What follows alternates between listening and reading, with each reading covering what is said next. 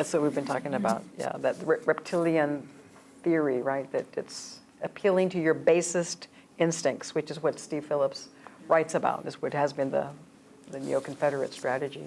It's pretty obvious. I mean, there's been numerous instances in history when this has happened. I mentioned the case of the 1930s and the 1920s, the reaction against my immigration and the reaction against the marginalized groups that are organizing themselves. I think at the moment, I think what I see is like a frenzy, an eating frenzy, and a really exaggerated abuse of power. And I think what these people are doing is that they're acting independent of each other. It's not a united movement by any means, I think. I think they think the same. Consequently, many of them are able then to work up bills that look the same.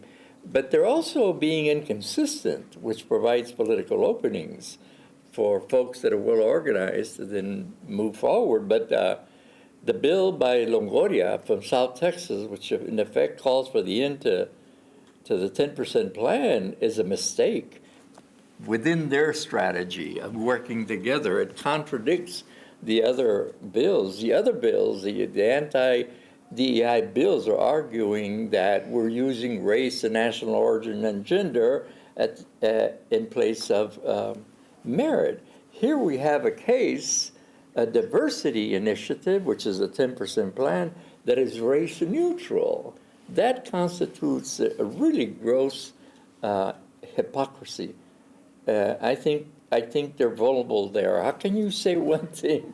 How can you say that race is not welcomed as a variable in considering the creation of friendly, fair work and learning environments, and then at the same time you do away with a diversity program that doesn't use race? That's a contradiction. I think it creates a political opening. Now, how do you make use of those political openings? Well, we can go and testify. We can have the press conferences. All of that is very important, if for no other reason to create a record that we weren't just rolling over. But I think that there is this opportunity to come together in so many different ways. But one of the things that I wanted to say, the second thing, is that there's a book that came out a couple of years ago. These political scientists did this book on Mexican-American voting behavior. And one of the things that they point out, which has been pointed out by so many people, that if you engage the public will vote. One of the problem of our leadership is that they're not engaged as well as they should be with the general electorate, Mexican, black, and white folk. And I understand why. One of the reasons why we have this major assault is to keep people busy and make them ineffective. It's almost impossible to respond in an organized and effective manner against all of these bills within a short period of time. That's part of the purpose. I understand that. But I think that if the Democrats are going to win soon, they better start preparing the way. And one way, I think, is to have summits. The caucuses, the minority caucuses, at one point were doing that. They would hold summit for the general public where they would say, this is a record during this last session, this is what happened, this is how we intervened, these are the results, now this is the agenda for the next time around. You could have a major summit and then workshops in different districts led by the representatives to engage the public. If you engage the public, they'll register to vote. More importantly, they'll come out to vote.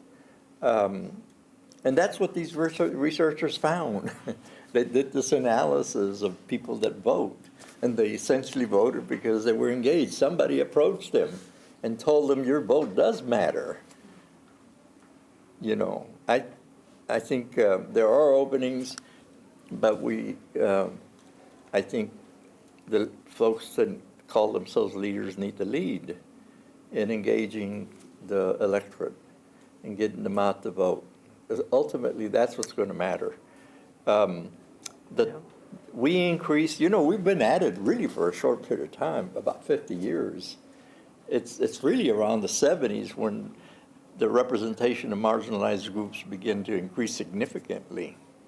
And then it took time to get prepared to build unity, the caucuses, and then to reach out and so forth.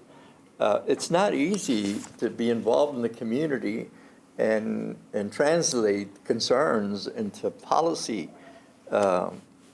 initiatives. It's not easy to comment because then you have to negotiate all this stuff with folks in this crazy circus. But I think we have no choice but to think in terms of electoral politics. There's many other strategies. The legal strategy is important, which may be necessary to undertake after the session is over. And that's why one of the reasons why the records are important, aside from other reasons, historic reasons. But if there's a legal challenge against some of these bills, I'm an optimist because I want to train myself into being an optimist, but I have a pessimistic view of things too. I think some of these bills are going to pass. I think the gentleman was right that spoke today that they need to focus on that rider of the budget bill because all the other bills can fail, but that may pass. And if that passes, then other things will happen. This is how this thing has been building up. This hasn't just happened this session. They were encouraged by some of the victories that they had during the last session. Now they're moving forward. And they're going to continue moving forward. There's all kinds of other things. Academic freedom is not really being attacked as much as it can. Not like DEI. So that's around the corner.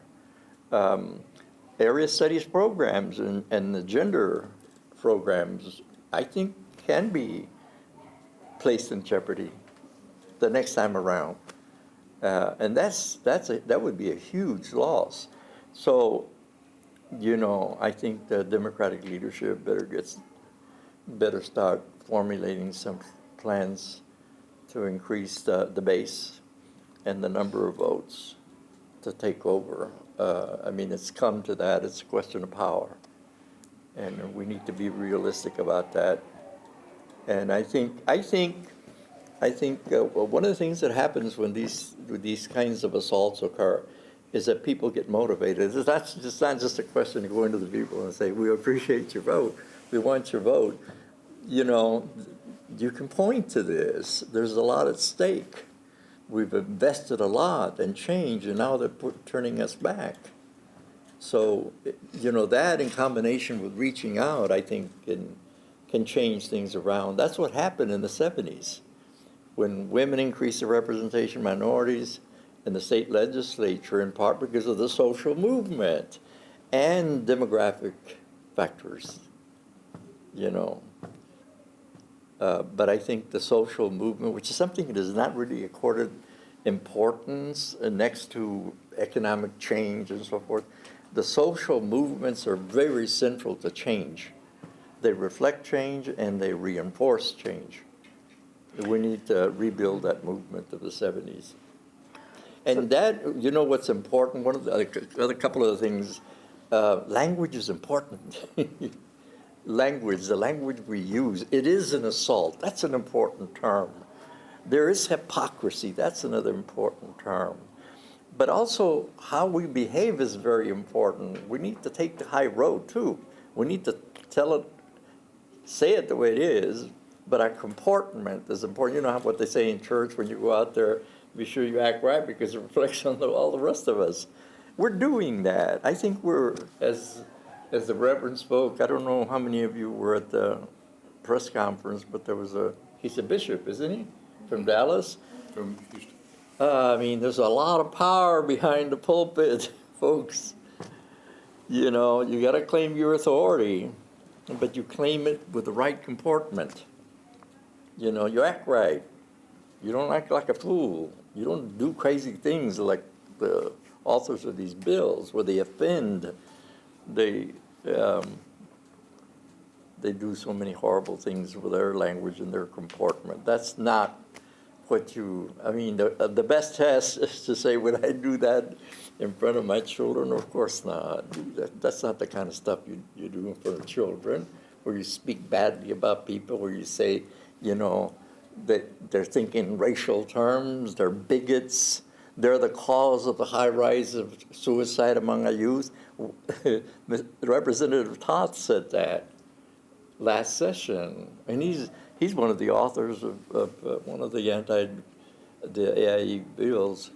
He said the teachers are bigots, they're discriminating against white people, they're harming the sensibilities of our white children, made to feel like they're responsible for the sins of their grandfathers, and they're going and killing themselves as a result. They do a causal relationship between teaching race and the growing rate of suicide among. That's cruel.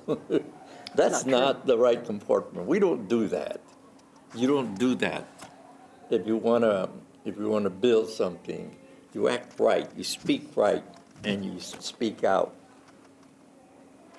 So one thing that I'm thinking about, based on what y'all just shared, is that we have 1,000 fires, right, like to put out, and these are weapons of mass destruction, and you have to fight them because, you know, we're ethically, morally bound to do that, but we can't be everywhere all at once, right? And so that's a really important issue in terms of the goal of being an agent of change, right? And so, I mean, and if you look at the landscape, and maybe even in this class, I mean, it's like, well, I'm kind of siloed off on this bill, and I'm kind of siloed off in this bill and on this other bill, right? And maybe with certain constituents or certain communities or certain organizations, which is helpful, and maybe there's a little bit of interlocking and intermixing, and which is good, but it's not enough, particularly given the assault and the gravity of the assault that is on us. And so it seems to me that one way to encapsulate it more and bigger and to be a better, you know, to be better change agents as a policy and advocacy community is to frame this as an attack, an assault, also on Gen Z. Because when you're talking about Gen Z, now it's an umbrella, right, for all of the bad bills, almost all of them that are happening right now. I mean, the transgender, the gender-conforming care bill, the anti-abortion. I mean, you've got now once you like understand it as an attack on a generation of young people, then all of a sudden what gets like folded within that into that. So DEI becomes part of a more extensive kind of sort of like a larger policy agenda by the right to harm. I mean, I've been pushing for this, and I don't know how y'all feel about it, but I think it'd be helpful to hear from you all, if you don't mind, maybe recording our leadership here on BBDP Next Gen. I know Maria's been part of it, but what are your thoughts